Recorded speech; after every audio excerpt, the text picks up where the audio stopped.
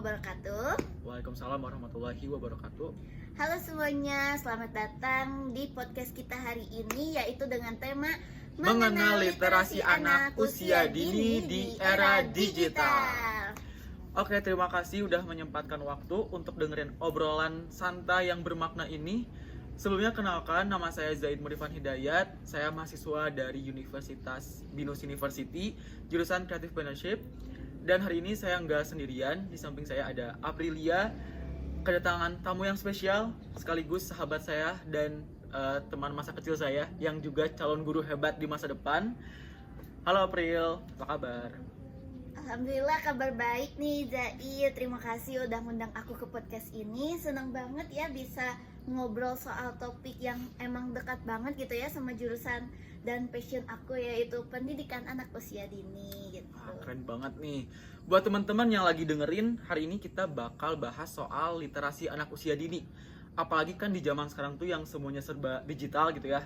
Dan jujur buat saya yang bukan dari jurusan PAUD, kadang masih mikir literasi itu cuma sebatas baca tulis aja. Nah, sebenarnya literasi anak usia dini itu apa sih? Apa bener cuma soal calistung aja? Coba dong jelaskan pandangan dari mahasiswa PAUD gitu. Nah ini nih yang paling menarik ya buat dijelasin gitu ya. Jadi literasi anak usia dini itu nggak cuma soal anak yang bisa baca huruf atau nulis angka doang ya. Lebih dari itu, literasi anak usia dini itu tuh mencangkup kemampuan anak untuk mengenali diri sendiri, menyampaikan ide, mengekspresikan perasaan, dan juga berinteraksi dengan orang lain. Misalnya saat anak bisa bercerita tentang pengalaman dia main bareng temennya, itu udah bentuk literasi ya teman-teman. Karena dia itu lagi belajar menyusun kalimat, menahan emosi, dan menyampaikan isi pikirannya. Wah, berarti literasi itu ternyata lebih luas banget ya gitu. Nggak melulu soal bisa baca buku di umur 4 tahun gitu ya. Dan ngomong-ngomong soal zaman sekarang nih, teknologi itu kan udah makin maju gitu. Dari pandangan April sebagai calon guru PAUD, teknologi itu lebih banyak ngebantu atau justru bisa jadi tantangan dalam pengembangan literasi anak? Jujur menurut aku ya dua-duanya sih ya, karena teknologi bisa ngebantu asal kita sebagai orang dewasa bisa mengarahkan penggunaannya.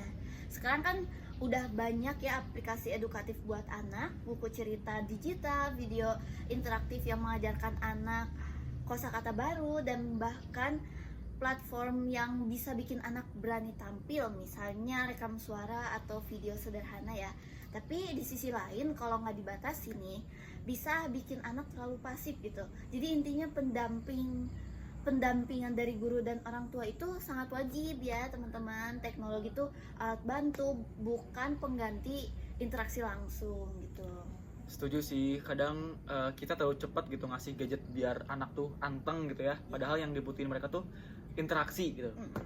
Dan kalau boleh tahu nih, praktik atau kegiatan apa sih yang menurut April tuh paling seru dan efektif untuk kenalin literasi ke anak-anak usia dini?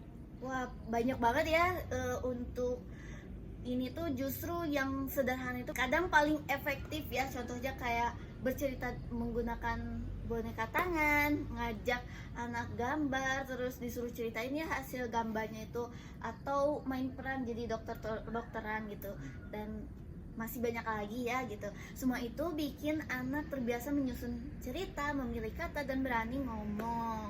Nah yang paling penting tuh suasananya itu dibuat fun aja gitu, jadi anak-anak ngerasa nyaman, gak gampang bosan juga ya. Kita sebagai guru atau orang tua juga tinggal jadi pendengar yang antusias aja ya. Itu seru banget sih, jadi ingat masa kecil kita guys. Ya.